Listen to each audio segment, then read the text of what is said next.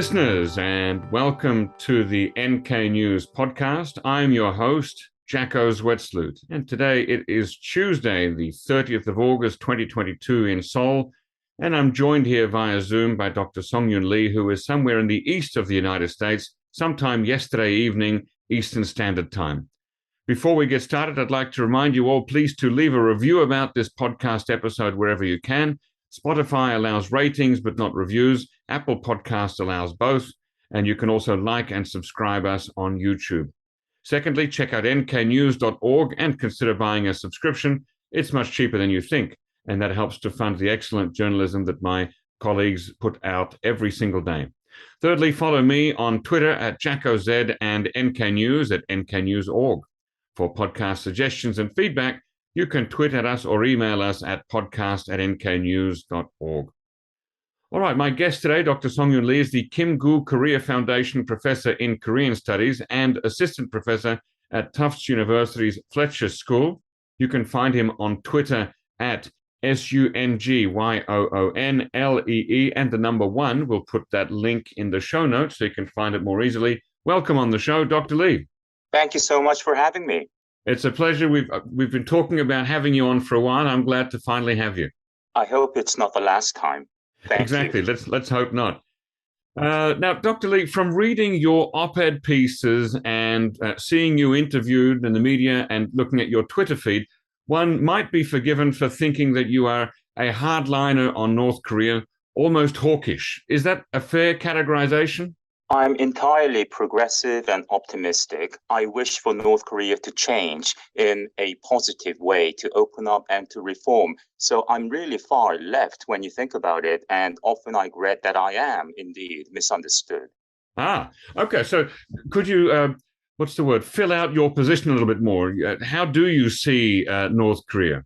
Well, North Korea, I often say, is uniquely unique. Now, one might say every individual, every nation state is unique, so what's the big deal? But really, as many of us we know, North Korea is really different. It is, as you know, and everyone at NK News knows, it is the only country in the post-1945 era that has implemented a communist hereditary succession twice now. It is North Korea, the DPRK, Democratic People's Republic of Korea, is the only country in the world that has suffered an extended famine for an industrialized, literate, peacetime economy. Let me try to be more pithy. North Korea is the only industrialized, literate, urbanized economy or society to have undergone a famine during de facto peacetime. We've never seen this in history.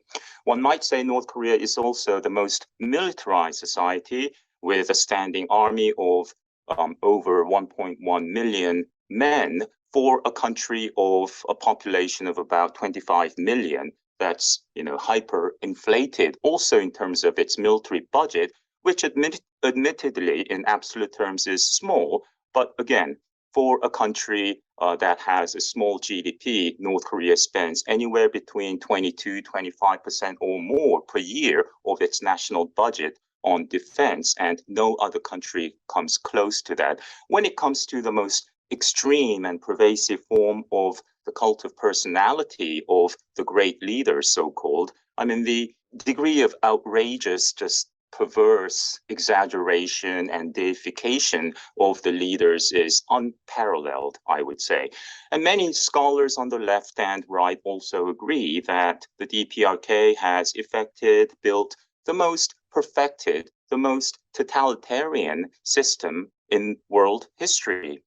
And I would say, therefore, North Korea is a composite of many weird things, and the sum total of all these unique characteristics make the DPRK, perhaps, arguably, the most powerful political player proportionate to its economic status, which is small, its population, which is also quite small, and its territorial size, again, not huge. So North Korea has been to use a cliche, punching above its weight class, above its weight for decades. And North Korea has been calling the shots when engaging or allowing itself to be engaged with far bigger powers, including China, the United States, Russia, South Korea, and Japan, and many others. So North Korea is no ordinary country, and our tendency to patronize North Korea, to downgrade or underestimate North Korea's designs and strategy. For example, President Donald Trump, out of hubris, perhaps out of self-confidence, certainly out of complete ignorance of North Korean history and strategy, thought that he could size up the North Korean leader in 2 minutes and perhaps reach some kind of understanding, charm the weird-looking North Korean leader, exchanged love letters, and made progress. That kind of tendency to underestimate North Korea and to patronize North Korea, that is an attitudinal problem that has been pervasive in our engagement with North Korea. And by us, I mean everyone, including the United States. Do you see North Korea as a legitimate nation state? Well, it is a de facto nation state, of course. Now, as you know, the two Korean states have been engaging in sort of this fictitious charade, each claiming to be the only legitimate state, and refusing to recognize the other as a legitimate state. So there's that aspect, that dynamic, that very important life and death dynamic of this decades-old contest for pan-Korean legitimacy. In this contest, I think you'll agree, our listeners will agree, most of our listeners, that South Korea has emerged, at least since the early 1970s, as the richer, the more prosperous, the more legitimate, the more, legitimate and happier Korean state. And of course, this has implications for the DPRK dynasty, because the great leader, so-called, does not want to be relegated to that gloomy condition state of forever being the leader of the loser Korean state. And when the I want to interrupt with a follow-up question. How can one state be more legitimate than another? Well, when you have a nation state whole and with a great sense of a shared past, divided as the Korean Peninsula was in 1945, they're basically people of the same ethnic stock with a high degree of ethnic homogeneity, and certainly with a sense of a shared past and a common future, this ethnic nationalism that's so strong in both North Korea and South Korea. You have a problem when each claims to be the only Korean state. And when North Korea, as we know, as a so-called rogue state in violation of many international treaties, conventions, and laws and norms, is causing problems and threatening nuclear strike, as the Kim siblings, both Jong Un and Yo Jong, have been doing this year in 2020. That makes South Korea the more conventional or happier or more legitimate state, the more law-abiding state. And for North Korea, the reason that North Korea acts in this way, resorting to provocations and making nuclear threats and so on, is not because the leadership is crazy in a conventional sense, but, I don't know, like an athlete before signing the next big contract, you have to perform, you have to enhance your value. How does Kim Jong Un, how does the DPRK do that? By conforming to international norms and being a good player? I don't think so. By becoming a bigger and bigger problem for the region and across the Pacific Ocean for the United States. That's how North Korea gets respect. Is the government of North Korea a legitimate government? Well, in so much as it is a de facto nation state with diplomatic relations with over 160 nations, one has to argue that, yes, it is a de facto legitimate state. Now, the South Korean government will never do that. But, as an observer of Korean affairs, yes, I would say North Korea is a member of the international community, although a very problematic one. When the international community engages with or deals with the government of North Korea? Should it be principled or flexible? Do you see that? Is there a dichotomy between those two options? Can you be principled and flexible at the same time? How should we approach North Korea? Well, the United States does not recognize North Korea, of course. That is, there is no formal diplomatic relationship between the two nations. And that the reasons are various, but of course, the two sides fought a very bitter war, one that North Korea started. And the nature of the regime has not really changed insofar as that it is very repressive, that it is committing crimes against humanity, that it has built nuclear weapons, despite having joined the NPT in 1985, and of course, having withdrawn from it. The fact that North Korea is a model state sponsor of terrorism, the fact that North Korea is the only country in the world that, with a straight face, commits various crimes like counterfeiting US currency, producing and proliferating illicit drugs. No other country in the post-1945 era does this on a state-sponsored scale level and such a big scale. So North Korea is a problem child, as many countries view North Korea. But when it comes to diplomacy, international politics, and diplomatic relations, we know that most of the European Union states have normalized relations with North Korea. We know that, again, over 160 nations have normalized relations with North Korea. North Korea is a member of the United Nations. So with a country like that, one has to be principled, but also one has to be willing to talk to North Korea. Were you opposed to the summits of 2018 and 2019, that is between the leaders of North Korea and South Korea, and also the President of the United States and the leader of North Korea? I was indeed very much against those talks, inter-Korean talks, the US-North Korea talks, and so on, because, when Kim Jong Un on January 1st, 2018, in his annual New Year's speech, floated the idea of being amenable to sending a North Korean delegation to South Korea for the opening ceremony of the Pyeongchang Winter Olympic Games. Yes. This was entirely predictable. I had seen this movie before, more than once. In fact, by then, by 2018, it was more like Rambo 4. Now, Rambo, the first movie, First Blood, was a good movie, but by the fourth time, one has a pretty good sense of how this movie ends. And what I'm referring to is North Korea again does escalate, does cause problems, does resort occasionally to even small-scale, limited, lethal attacks against South Korea, but it's not crazy. It doesn't go out of control. It knows when to de-escalate. And each time that Kim Jong-il, or even the original great leader, Kim Il-sung in 1972, when the North Korean leader allowed himself to be engaged by his neighbors, which we saw with Kim Jong-il, hosting a summit meeting with the South Korean leader in 2000, and also 7 years later with Roh Moo-hyun in 2007, the world has expectations that are unrealistic, and the North Korean leader is able to play his interlocutors very artfully, very deftly. And Kim Jong-un did exactly what his father had done.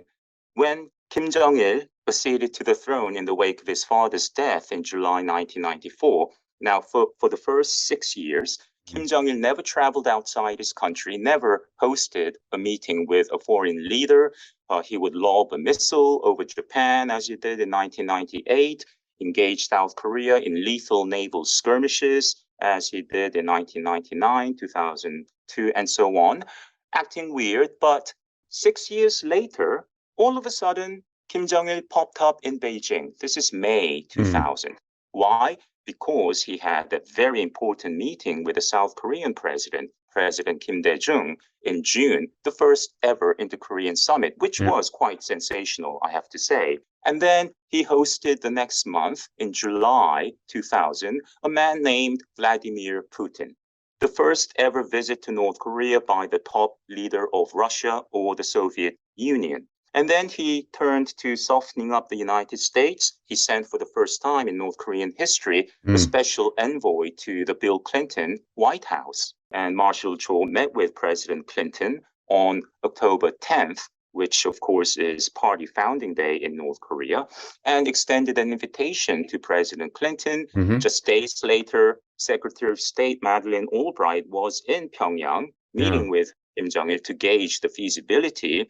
And Clinton really wanted to go, but the trip was never transpired because of the Florida vote recount in the wake of the November 7th presidential election contested between George W. Bush and Al Gore.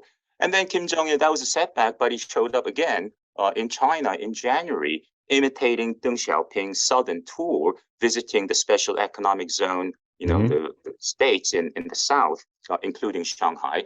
So that's the precedent for the son, Kim Jong Un. What did Kim Jong Un do after inheriting power? For the first 6 years, just like his dad, never traveled outside his country, never held a summit. And then 6 years later, he pops up in Beijing in late March 2018. This is after having sent his sister, Kim Yo Jong, to South Korea. Kim Yo Jong, charmed a lot of South Koreans and people beyond just by showing up and just smiling and shaking hands and not even giving one official statement to the press. And then what happened? Kim Jong-un and President Moon, South Korean President Moon Jae-in, held their first summit meeting at the border village in Panmunjom, and that was viewed as a breathless breakthrough by many people. To me, it was the same show.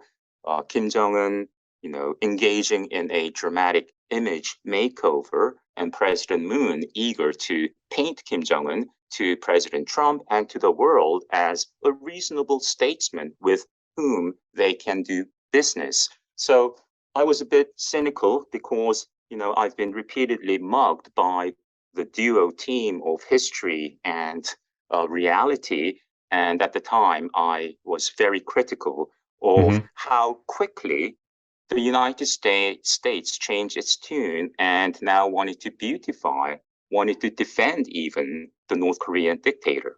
Well, then, let's look for a moment at the United States. Throughout its history, the United States has had talks and engagements with some odious governments and regimes. And I'm not just talking about regimes that America supported, like Saddam Hussein in the early days or Augusto Pinochet in Chile.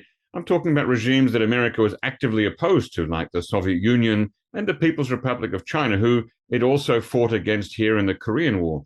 And then recently, President Biden talked to and bumped fists with Prince Mohammed bin Salman in Saudi Arabia. So really, I wonder what makes, in your mind, a fundamental difference between the system and people in Pyongyang and other systems that American government has had to grit its teeth and engage with over the years?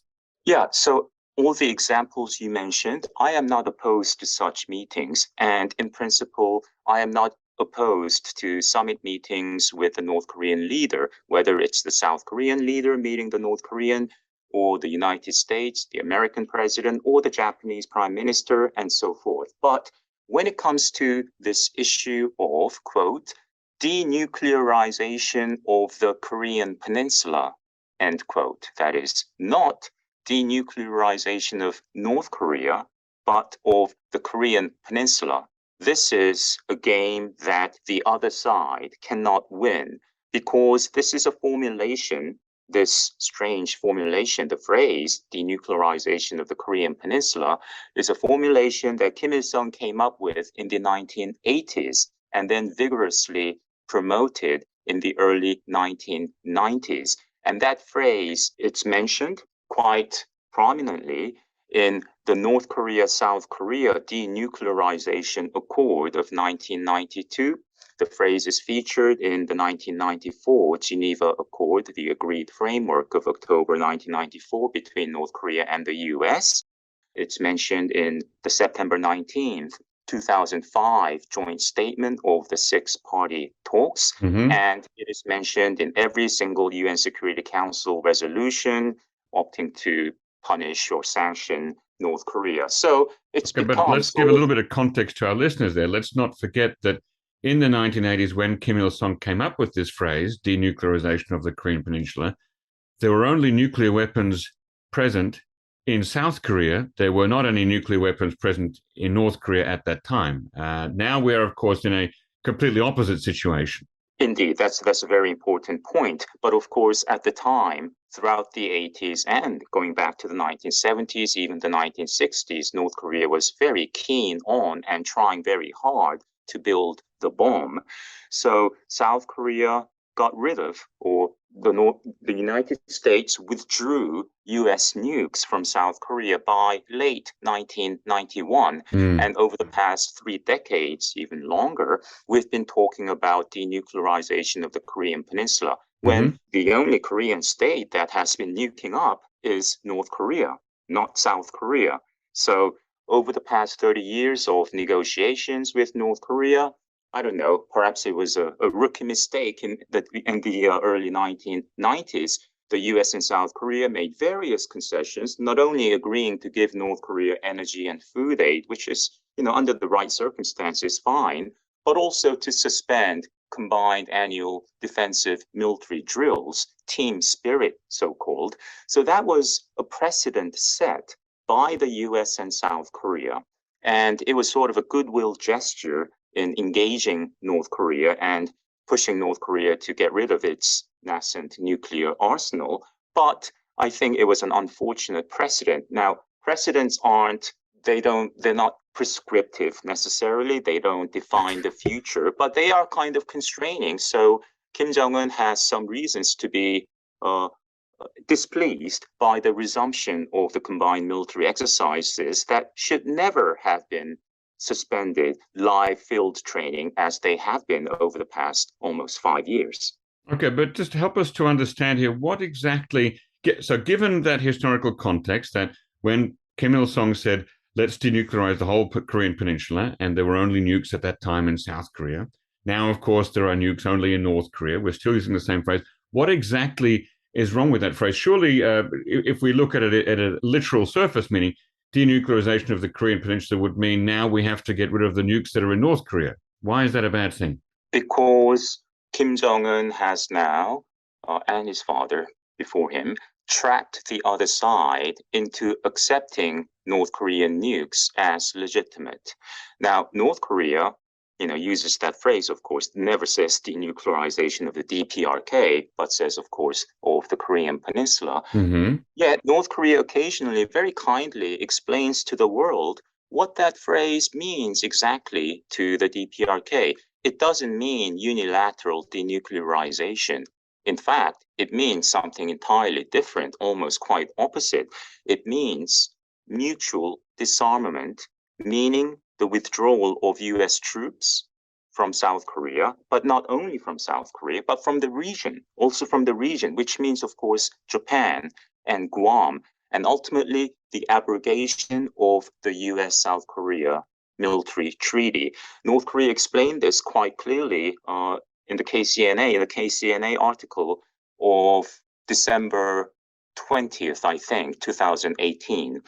And, at various meetings with Americans, DPRK officials say this all the time. Okay, the two sides are saying completely different things. What's the matter with that? What's disagreeable? Well, North Korea can say that you have agreed to our position of mutual disarmament over the past 30 years. It's in various agreements in the six-party talks, bilateral agreements. It's in the UN Security Council resolution. So I know that the US and South Korea don't want to push North Korea and change the expression and say denuclearization of the DPRK. But in a way, the two sides, being perhaps too clever, have given North Korea a legitimate argument in continuing to use this formulation. Even today, North Korea has some logical grounds to argue, you've agreed to this, and by this, we've told you all along, mutual disarmament. Do you think that denuclearization of the DPRK can ever be practically achieved? And if so, under what conditions? Probably not, unless the DPRK collapses, which I don't see any signs of that. Although, in history, states both big, like empires, and small, like North Korea, do come and go. So it's not an impossible proposition, but highly unlikely as far as I can tell. Is it possible through conventional and very artful diplomacy to press North Korea to give up its nuclear arsenal? I'm very skeptical that can be achieved. Do you believe that everything the North Korean government does when it communicates or engages with the United States and or South Korea is a priori in bad faith? Well, North Korea lies for a living, I would say. And I don't think that's an exaggeration. The whole legitimacy of the Kim dynasty is based on the heroic exploits, supposedly, by the founder, by Kim Il-sung. Who is Kim Il-sung? Well, as we know, he was born in April 15th, 1912, in a village called Mangyongdae near Pyongyang. His father was a middle school teacher, early member of an anti-Japanese Christian nationalist group, the Choson Gukminhwae, Korean National Association. Mother was a deaconess in the church. Kim Il-sung played the church organ when he was young. And in 1919, the family emigrated, as many Koreans did at the time, to Manchuria, to northeastern China. He was only 7 at the time. Kim Il-sung attended a Chinese school, middle school, and at age 19, he joined the Chinese Communist Youth League. Next year in 1932, he became the leader of a small band of Korean partisans within a Chinese communist guerrilla army in Manchuria.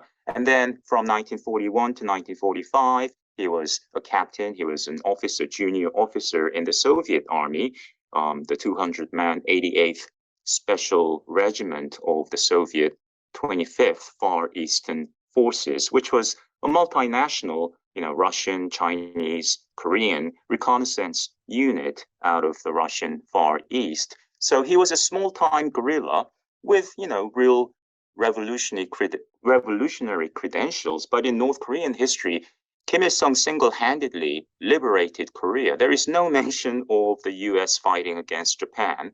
There is no mention of other South Korean heroic patriots, independence fighters. So this is the whole false legitimacy. And in this narrative, there are many falsehoods, like Kim Jong-il, being born atop Mount Baekdu in February 1942, when, as we know, he was born actually in the Russian Far East the previous year. Why? Because his mother and father were there. And this narrative has, taken on historic proportions that this heroic, almost omnipotent, omniscient powers have been handed down to the son, Kim Jong-il, and to the grandson, Kim Jong Un. So this cult of personality and the founding legitimacy of the dynasty is based on various falsehoods. And when North Korea engages its interlocutors, every nation state engages in differing, varying degrees of strategic deception. No nation comes just completely clean and says, okay, this is what we want, this is what we're going to do.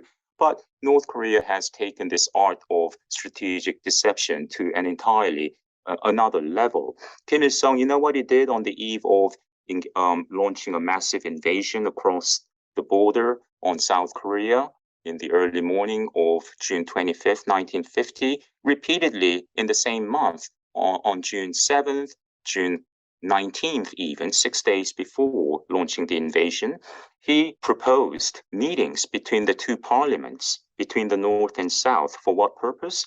To establish an inter-Korean parliament. When? August 15th, on the occasion of the 5th anniversary of liberation. It was a very detailed plan, and he kept proposing it to South Korea. Well, did he change his mind at the 11th hour? Obviously not. So North Koreans have been known to be less than completely ingenuous. They lie. It's seen, lying and deceiving the enemy is viewed as a patriotic, perhaps even a heroic tactic. They have no qualms about telling the world. Well, I mean, they do say that they have no human rights problems, when arguably North Korea is the world's most serious violator of human rights, a model purveyor of crimes against humanity. And for many years, North Korea argued that they did not have any nuclear weapons or nuclear weapons program, until they dramatically announced in February 2005 that they are a nuclear state. So yes, I would say North Korea is not always honest. If that's the case, what are the options, the different options that are available to us in terms of dealing with the North Korean state, and how do you rank them in terms of attractiveness or reasonableness? Well, in my field, we use many cliches, Sorry, just remind us which jargons. field that is.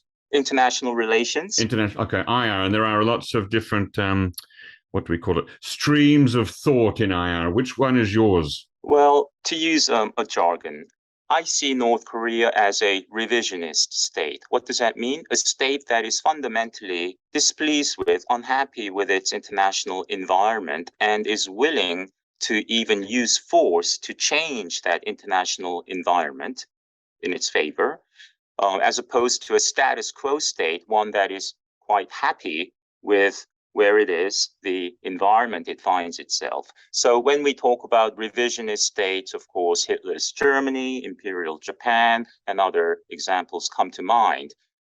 Some might say North Korea is not a revisionist state. It is a paranoid, poor player that just wants to defend itself. I don't buy that view because North Korea, it's been North Korea that's launched thousands of attacks against South Korea and against US personnel in South Korea over the past 7 decades. And there has been no serious military retaliation against North Korea by the US or South Korea out of fear of escalation and another war in the Korean Peninsula, which obviously the South Korean government and the South Korean people and Americans don't want. So North Korea has been able to get away with murder, with killing hundreds of Americans and thousands of South Koreans over the past several decades. So that's the kind of state that North Korea is. And does it do this because it's perverse, because it's fun, it likes to kill, it's sadistic? I don't think so. It does this, it resorts to such provocations because it is fundamentally unhappy to be, again, the inferior Korean state when you have many North Koreans, now some 34,000, who have hopped over the fence, who have taken the great risk of escaping their oppressive nation to do what? To resettle in the other Korean state, the happier one, the more prosperous one. Well, then Kim Jong Un has a problem.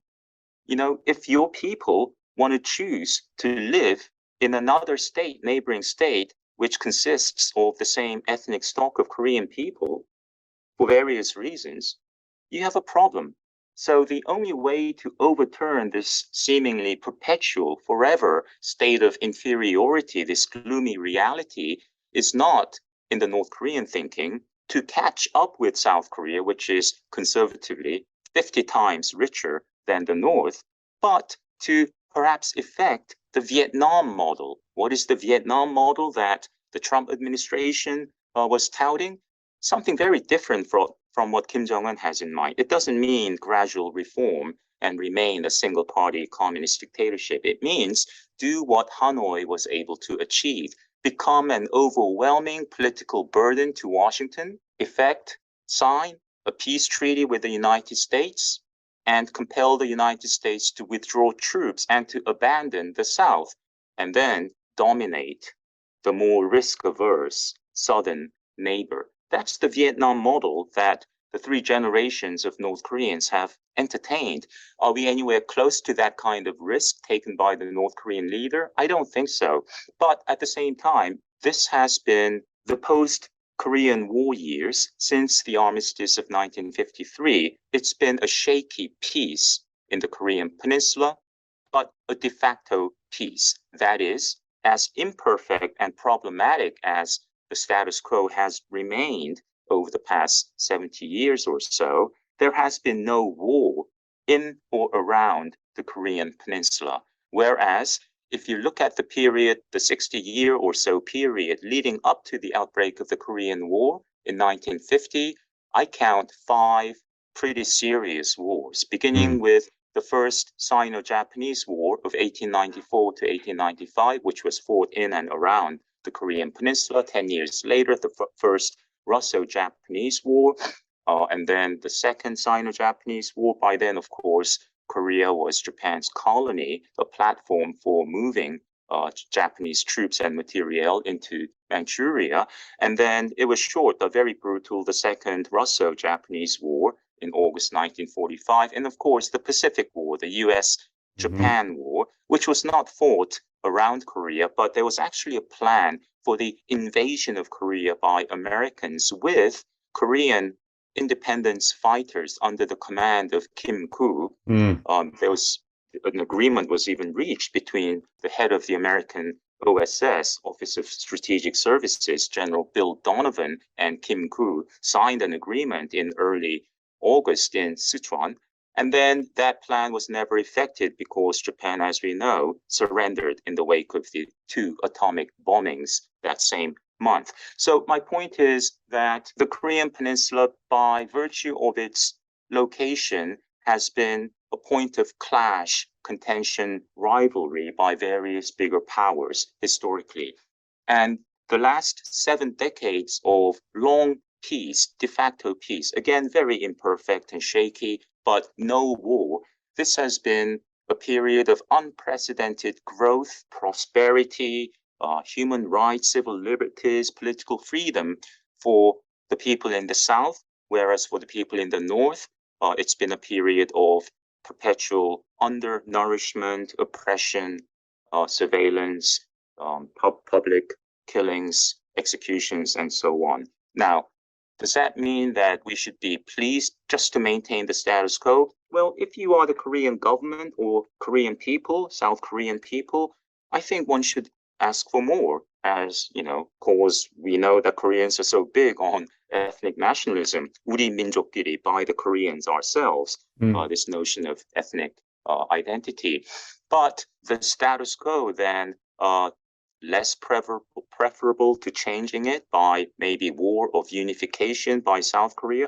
I don't think there's a single person in South Korea who wants that, who wants to invade North Korea at the great cost of, I don't know, millions. Would you advocate attempts to topple the North Korean system from without, or encouraging the North Korean people to do it from within? As you know, this is very hard to effect, and reform and gradual opening, and the North Korean people gradually demanding something better in terms of relaxation of all these restrictions, the oppression of the people in terms of basic freedoms, the deprivation of the most basic human freedoms like freedom of movement, freedom to choose where to live, where to send your kids to school, which profession to take up, what kind of periodicals or magazines or newspapers or books you want to read, and so on. And the basic freedom, the right to live, the right to food, and related aspects of the right to life. All these basic freedoms, freedoms of religion, information, speech, and so on, have been more severely oppressed under the Kim dynasty than even during the very brutal Japanese occupation of 1910 to 1945. So the status quo is not completely acceptable to South Korea, but I would say anything that risks war in engaging the North is also to be avoided. You argued elsewhere that you'd like to see the people of North Korea engaged without the government being engaged. I'm just wondering how is there a way that it's possible to help the human rights situation of the people in North Korea, for example, by feeding them, without engaging the government at the same time? Well, North Korea is, as far as I know, the only aid recipient nation that blatantly violates international norms, the Universal Code of Conduct, as an aid recipient nation to allow basic monitoring, transparency, make sure that the aid givers have access to orphanages and hospitals and so on, where the aid is intended. So North Korea doesn't abide by these norms, and it's a problem. And as we know, during the very serious famine of the 90s, many world-class legitimate aid organizations and NGOs closed shop and left because what North Korea was doing was simply unacceptable. Doctors Without Borders, Oxfam, and several others. So it's really hard to provide food, medical aid to North Korea without the regime taking and diverting most of it. Now, there is, of course, some trickle down positive effect. Some of it will end up where it's needed the most for pregnant mothers, for children who are starving, for the elderly and the infirmed. But to allow North Korea to dictate the terms of aid is also not to be accepted, I think. I think aid-giving nations and organizations have considerable moral and material leverage to demand more of North Korea and not just give in to North Korea's outrageous terms. The North Korea scholar down in Busan, Brian Myers, argues that it's not possible for the, I'm going to do a bad paraphrase of what he's saying, but basically that the North Korean government cannot maintain its system through fear and repression alone, and that therefore a large proportion of the North Korean population, perhaps even a majority, support the government led by Kim Jong Un and his friends and family. Would you agree with that? Well, as far as we can tell, there has been no uprising, no demonstration, public protest worthy of the name, the term in North Korea. And this is due to various factors, of course. The fact that North Korea is so adept in terrorizing its own people and monitoring its people. So I would say, yes, tacitly, the people do support the regime. And I'm sure there are many who are unhappy, but simply don't feel inclined to oppose the regime because, of course, then the repercussions, the implications are quite obvious. So insofar as the majority of the people are resigned to living with the Kim regime, yes, I would say the people do support the regime. And does that have implications on how we should approach North Korea or engage with North Korea?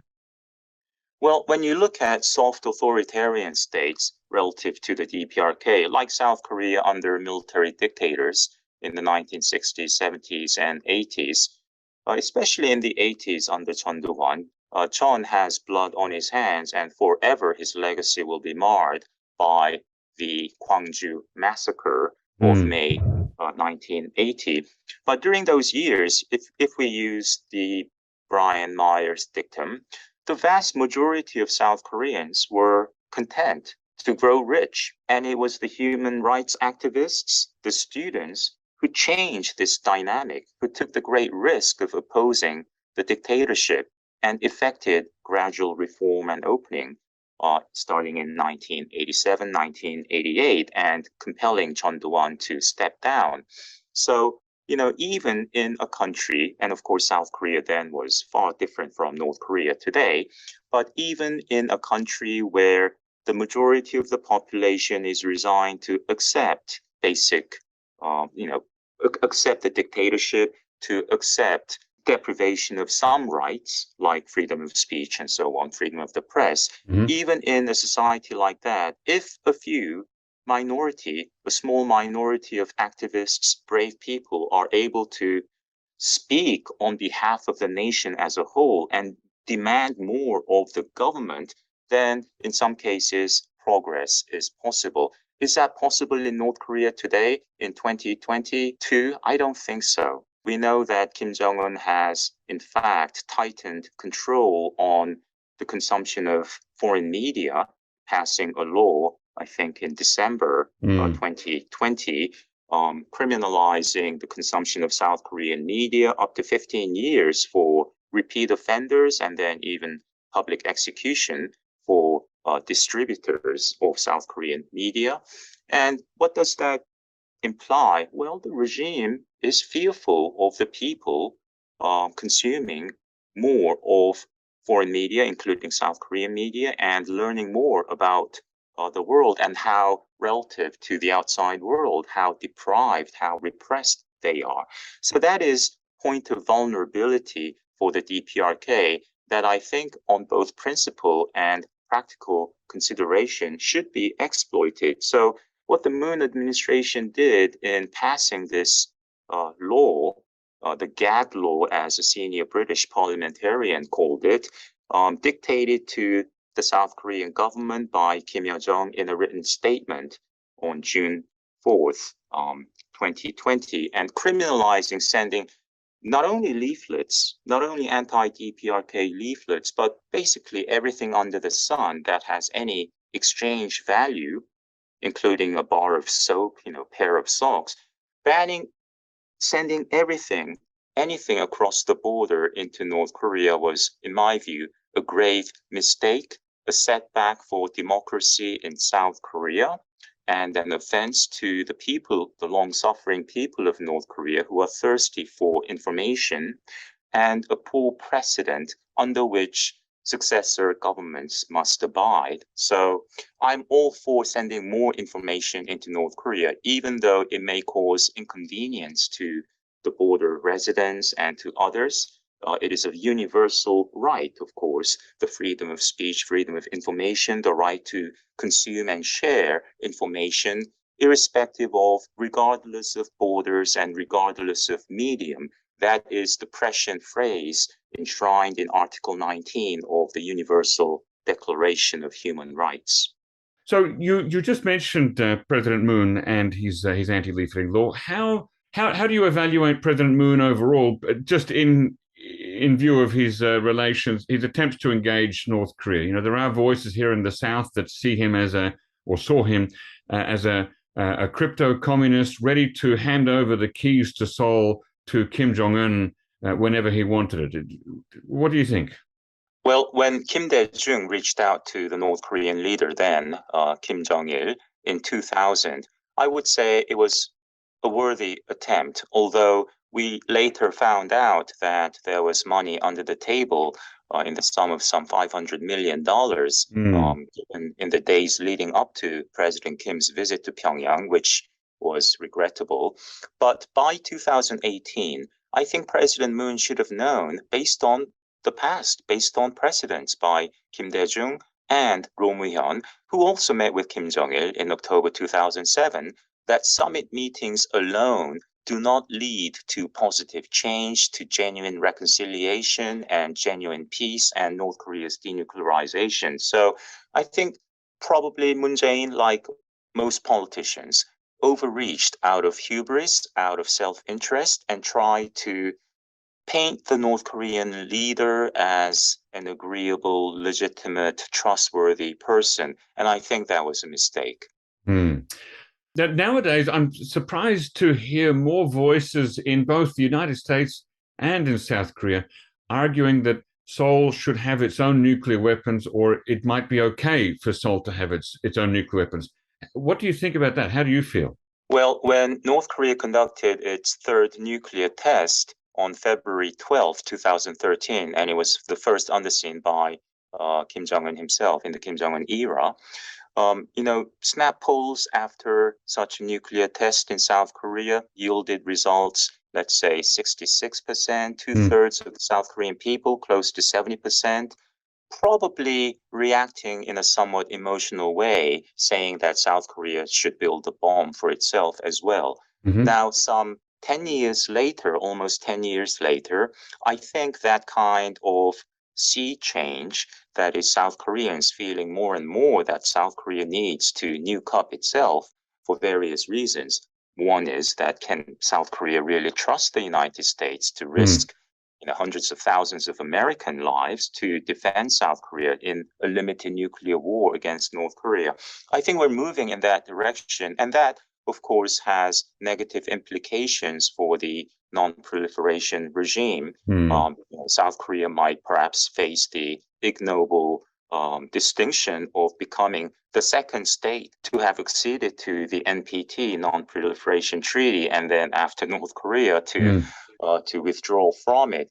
I don't think we're anywhere close to it, and the Yoon administration has come out and said, no, there are no plans to go nuclear, which should be the right stance for now. But I think we're inching in that direction because, again, we're living in a different world in 2022, and I'm not referring to the pandemic. I'm referring to both Vladimir Putin and Kim Jong-un and his sister sort of normalizing the notion of a limited preemptive nuclear attack on its enemy or on its neighbor. So we're moving in that direction, and that is quite alarming. So more and more South Koreans will come to think that nuking up makes sense.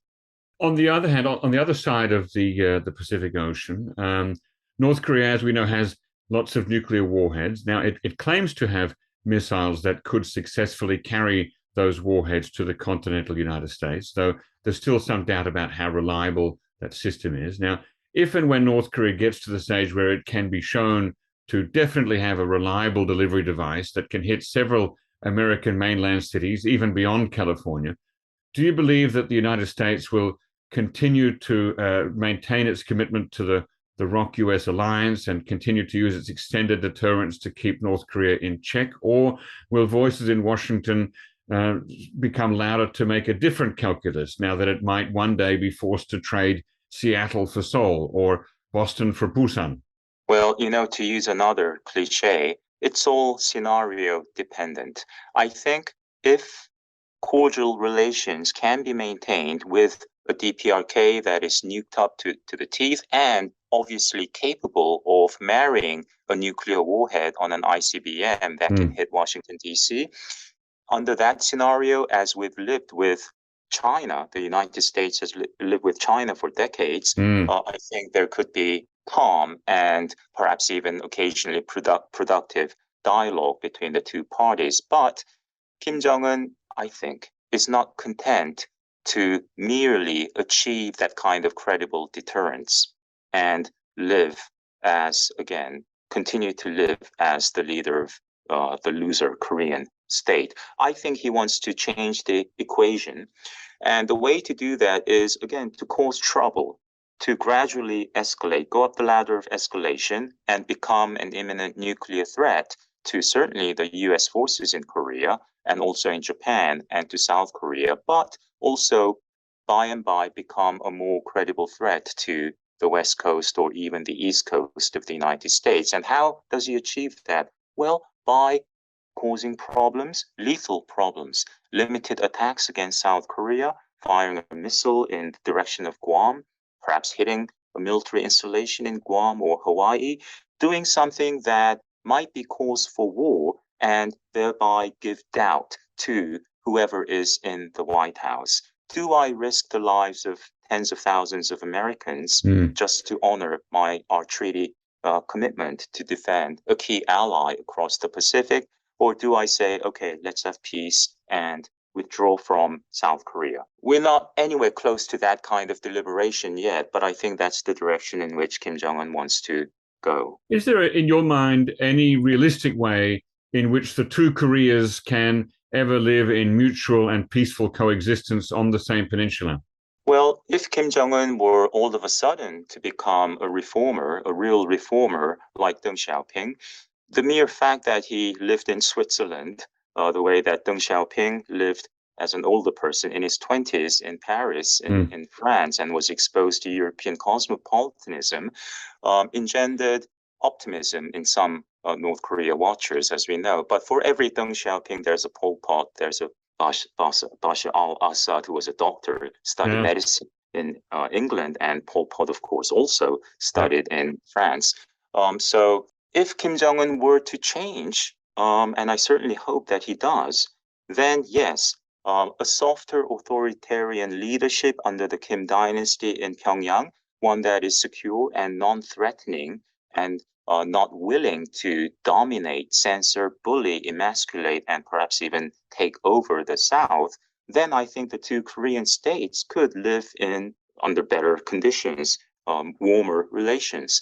But again, the nature of the DPRK, the false, fictitious narratives, and the legitimacy of the North Korean leadership that is founded on fictionalized history and brutal oppression of its own people do not lend themselves to an amicable, peaceful relationship with its neighbor, South Korea, and even beyond, Japan. Okay, last question. Dr. Lee, you have a book coming out.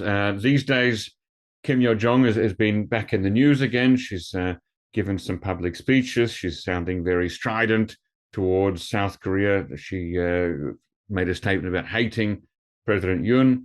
So you've got this book coming out. The title is The Sister. It's all about Kim Yo Jong. And in a recent interview you gave to the Korea Times, I even saw the cover of the book, and yet it won't be published until almost a year from now, June 15th next year. Why is that?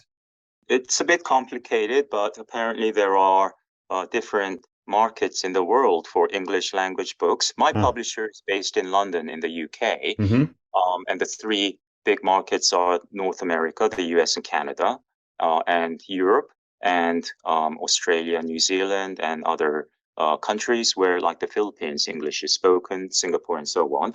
So my publisher wants to coordinate and simultaneously release the book in all the English language markets. So that's going to take a bit of coordination and planning.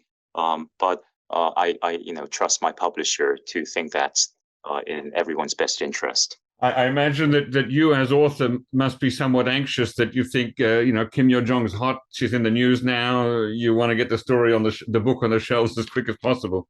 That's right. But also, as we've seen in recent weeks, Kim Yo Jong has been quite prominent, and her role in government as the most strident co-crime boss, even, less restrained than her brother. This is a weird dynamic that Kim Yo Jong is playing the role of the so-called worst cop to her brother's bad cop. Right.